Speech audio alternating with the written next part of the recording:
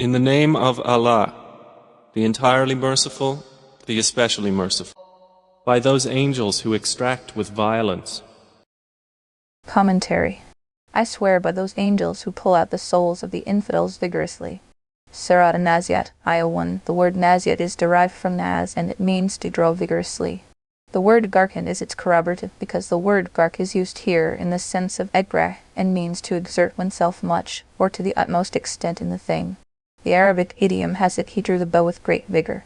The surah begins with an oath by certain characteristics of the angels to affirm that the resurrection is a certainty. The subject of the oath, however, has been contextually deleted. The oath of the angels is probably apt on this occasion because they are all the time involved in the administration and running of the world. They are executing their duties loyally. On the day of judgment, all material causes will be severed. Unusual events will occur and the angels will be involved in them. 5 characteristics of the angels are mentioned which are concerned with or related to the extraction of the soul at the time of death. The purport of the verses is to affirm that resurrection is a certainty. It starts with human death. Every man's death is his partial day of doom, and this has an important impact on his belief in resurrection. The 5 qualities are as follows. The first quality of the angels, I swear by those angels who pull out the souls of the infidels vigorously. This refers to the angels of punishment who draw the souls of the infidels vigorously and harshly. The words vigorously refer to spiritual pain. Humans around the dying person may not be sensitive to the pain. Often it is noticed that the soul of an infidel apparently slips out easily, but this ease is perceived by humans around the dying man. The pain is felt by the soul of the dying person. Who can perceive it? We are aware of it only because Allah has informed us about it in this verse. And by those who remove with ease. The second quality of the angels, and by those angels who untie the knot of the souls of the believers smoothly. The word nashat is derived from nasht and it means to untie the knot. This signifies to untie the knot of something which contains water or air, so that it may be released easily. This is metaphor for drawing out the souls of the believers gently, unlike the souls of the infidels which are plucked out harshly. In this case too, the adverb smoothly refers to the spiritual smoothness, and not to the physical experience. Sometimes it happens that there is a delay at the time of death of a righteous believer. This may not be suspected to mean that he is undergoing some sort of suffering, although physically it may seem so. When the soul of an infidel is extracted, the entire scene of the punishment of Barzakh comes in front of him. It is frightened by it, disperses throughout the body, and tries to hide or escape. The angels forcefully extract the soul just as wet wool wrapped around a skewer is forcefully removed. When the soul of a believer is extracted, on the other hand, the reward, the blessings, and the welcome news of the Barzakh come in front of him. And by those who glide as if swimming. The third quality of the angels, and by those who float in the atmosphere swiftly. Surah An-Nazi'at, Ayah 3. The word sab literally means to swim or float. Here signifies to glide along swiftly as in the sea where there's no mountain barrier. The one who swims fast and goes far in swimming, or a boatman who moves directly towards his final destination. The angels who float swiftly refer to the quality of the angels of death who extract human souls and take them quickly towards the sky. And those who race each other in a race. The fourth quality of the angels, and proceed forward quickly. Surah An-Nazi'at, Ayah 4. According to divine instruction, the angels do not delay in transporting the souls of people to their good or their bad abodes. The soul of a believer is transported to the atmosphere and blessings of paradise, and that of an unbeliever to the atmosphere and torment of hell. And those who arrange each matter. The fifth quality of the angels then manage to do everything they are ordered to do. Surah An-Nazi'at, Ayah 5. In other words, the last task of these angels of death will be as follows. Those who are commanded to reward and comfort the deserving souls will gather means of reward and comfort for them, and those who are commanded to punish and cause pain to the evil souls will organize means for that. Reward and punishment in the grave. The surah thus far confirms that at the time of death, the angels will arrive and extract human souls. Then they will take them to the sky and swiftly transport them to their abodes, the good souls to the good abode, and the bad souls to the bad one. There they will organize means of reward or punishment and pain or comfort for them. The verses show that the reward and punishment will take place in the grave or barzakh. Thereafter the reward and punishment will be meted out on the day of judgment. Authentic traditions give elaborate details of this. There is a lengthy tradition of Sayyid ibn Bard ibn Azib cited in Miskat Tomasabi with reference to Musnad of Al-Ma. Nafs self spirit soul, Kadithan Allah's research and analysis. The readers are referred to a special research and analysis by the Bayhaqi of his time, Kadithan al-Panipati, that was presented in this book under verse Surah An-Nazi'at, ayah 29 of Surah Al-Hayr. Here the learned commentator has added some more details which dispose of many doubts which arise from the above tradition. The human soul is a refined body which permeates the dense material body. The ancient doctors and philosophers called it as rubber soul. But the real spirit is an abstract substance and a subtle divine creature connected in a special way with this physical soul or nafs, the life of which is dependent on the divine spirit. The pure, abstract, and non-material spirit is the life of the first soul on which depends the life of the body, and therefore it is called the soul of soul. The real nature of the connection between these two kinds of soul is not known to anyone. It is known to Allah alone. Perhaps an illustration would clarify the matter. If we were to hold a mirror against the sun, then, despite that the sun is 1,000,000 kilometers away from the earth, its reflection comes into the mirror. And because of the light, that too starts glowing like the sun. Same thing applies to the human soul. If it exerts itself in spiritual struggle, and ascetic discipline in keeping with the teachings of divine revelation, he will be enlightened. Otherwise he would be polluted with the bad effects of the physical body. This is the refined bodily soul that the angels transport to the heaven and transport him back with honors if he is enlightened. Otherwise the doors of the heaven are not open for him and is thrown down from top. This is the refined bodily soul, the tradition notes, which Allah created from dust, and to it he will return him, and from it he resurrect him. It is this refined bodily soul that gets enlightened and becomes fragrant. But the same body can stink because of the filth on disbelief and idolatrous practices. The abstract spirit is connected with the dense body through the refined bodily soul. The abstract spirit never dies.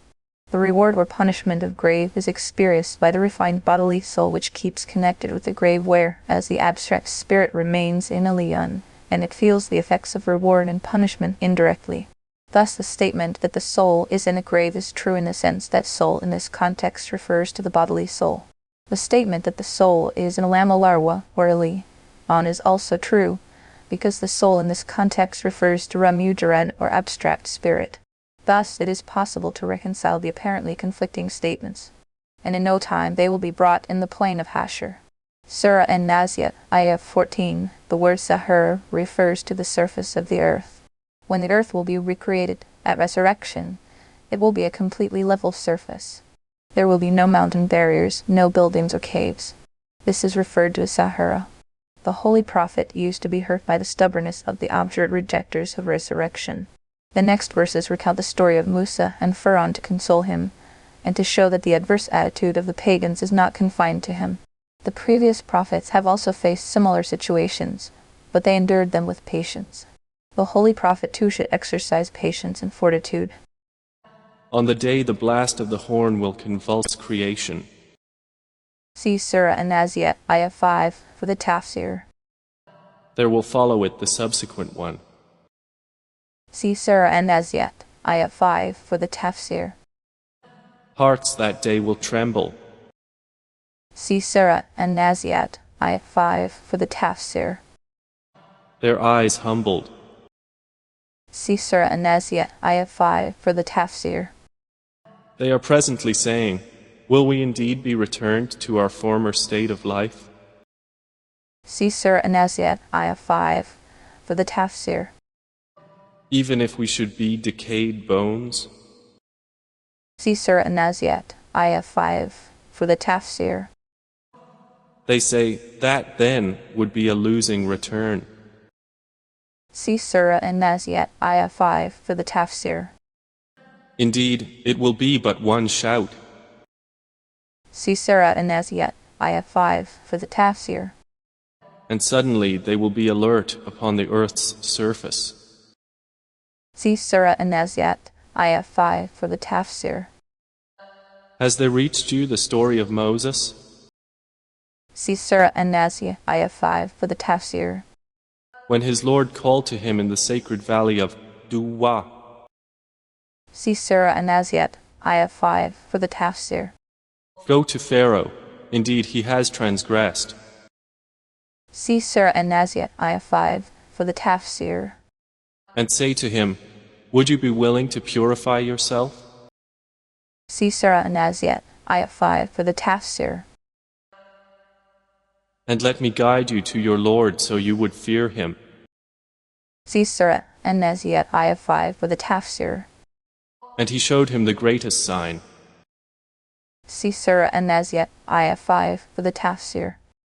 But Pharaoh denied and disobeyed. See Surah An-Nazi'at, Ayah 5, for the Tafsir. Then he turned his back, plotting. See Surah An-Nazi'at, Ayah 5, for the Tafsir. And he gathered his people and called out. See Surah An-Nazi'at, Ayah 5, for the Tafsir. And said, I am your most exalted Lord. See Surah An-Nazi'at, Ayah 5, for the Tafsir. So Allah seized him in exemplary punishment for the last and the first transgression. So Allah seized him for the deterrent punishment in the hereafter and the present world. Surah An-Nazi'at, Ayah 25. The word nickel means an exemplary punishment, or an extremely severe punishment given to an offender to deter others against committing a similar offense or sin. The phrase punishment of the Akhir refers to the punishment of the hereafter that will be meted out to Pharaoh, the Pharaoh. The phrase punishment of the Allah refers to the punishment meted out to Pharaoh, the Pharaoh, and his army in this world whereby they were destroyed by drowning. Further, the Quran again disposes of the doubt of the rejectors of resurrection who pose the question, are we going to be brought back to our former state of life? Is it when we will have turned into decayed bones? In other words, this is a negative rhetorical question. They purport to say that it is not possible for them to be restored to life after death, when they have become perished and wormy bones. Allah responds that the Supreme Creator, who drew out this universe without any pre-existing matter and without any instrument, certainly has the supreme power to give existence to things after destroying them. Why should it be a surprise? In the verses that follow, the horrors of the Day of Judgment are depicted. It is mentioned that on that day, every person will be presented with his deeds. Described also are the abodes of the inmates of paradise and hell. Towards the end, special traits of the people of paradise and those of hell are portrayed by which a man can decide in this very world whether, according to the rules, his abode would be paradise or hell. The expression according to the rules has been used because many verses and narratives indicate that there could be exceptions to the rules. For example, a person might attain freedom from hell and enter paradise by virtue of intercession or directly through the grace of Allah. This is an exception to the rule. The general rule is the same as has been mentioned in these verses. Indeed, in that is a lesson for whoever would fear Allah. See Surah An-Nazi'at, Ayah 25, for the Tafsir. Are you a more difficult creation, or is the heaven? Allah constructed it. See Surah An-Nazi'at, Ayah 25, for the Tafsir. He raised its ceiling and proportioned it. See Surah An-Nazi'at, Ayah 25, for the Tafsir. And he darkened its night and extracted its brightness. See Surah An-Nazi'at, Ayah 25, for the Tafsir. And after that he spread the earth. See Surah An-Nazi'at, Ayah 25, for the Tafsir. He extracted from it its water and its pasture. See Surah An-Nazi'at, Ayah 25, for the Tafsir. And the mountains he set firmly. See Surah An-Nazi'at, Ayah 25, for the Tafsir. As enjoyment for you and your grazing livestock. See Surah An-Nazi'at, Ayah 25, for the Tafsir. But when there comes the greatest overwhelming calamity, see Surah An-Nazi'at, Ayah 25, for the Tafsir. The day when man will remember that for which he strove. See Surah An-Nazi'at, Ayah 25, for the Tafsir. And hellfire will be exposed for all those who see. See Surah An-Nazi'at, Ayah 25, for the Tafsir. So as for he who transgressed, first, the special marks of the inmates of hell are described. They have two characteristics, then for the one who had rebelled and preferred the worldly life to the hereafter. Surah An-Nazi'at, Ayah 38. In other words, instead of remaining loyal to Allah and His Messenger and following their commands, they adopt the line of rejection and rebellion, and prefer the life of this world to that of the hereafter. In other words, if he were to do a deed that gives comfort and pleasure in this world but punishment in the hereafter, he would prefer the comforts and pleasure of this life to the pleasure of the next life. Those who are characterized by these two qualities, the blazing fire, that is hell, will be their abode. Thus, the hell will be the abode. Surah An-Nazi'at, Ayah 39. And preferred the life of the world. See Surah An-Nazi'at, Ayah 37, for the Tafsir. Then indeed hellfire will be his refuge. See Surah An-Nazi'at, Ayah 37, for the Tafsir. But as for he who feared the position of his Lord, and prevented the soul from unlawful inclination. Thereafter, the special marks of the inmates of paradise are described. They too have two characteristics, whereas for the one who feared to stand before his Lord, and restrained himself from the evil desire, Surah An-Nazi'at, Ayah 40, in other words, the first characteristic of a God-fearing person is that, in this life, he shudders at the thought of appearing before Allah to account for his deeds on the day of reckoning, and forbids the baser self from its evil desires. Those who are characterized by these two qualities have the good news that the paradise will be their abode.